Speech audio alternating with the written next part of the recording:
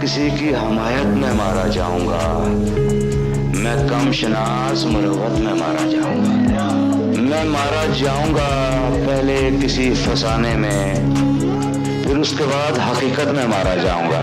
मैं बरगलाया हुआ लड़ रहा हूँ अपने खिलाफ, मैं अपने शौक़ शहादत में मारा जाऊंगा।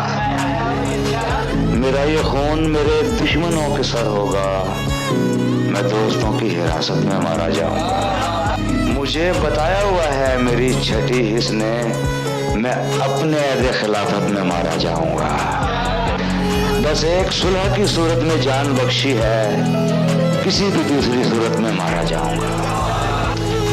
मैं चुप रहा तो मुझे मार देगा मेरा ज़मीर, गवाही दी तो अदालत में मारा जाऊंगा। अदू की आर्जी पसपाई मेरी फतह कहाँ, मैं शगले माले गनीमत में मारा जाऊंगा। मरा कोई मेरे हाथों तो फिर भी मैं ही मरा, तरह तरह की वजाहत में मारा जाऊंगा। इस में बांट रहे हैं मुझे मेरे अहबाब, मैं कारोबार शराकत में मारा जाऊंगा।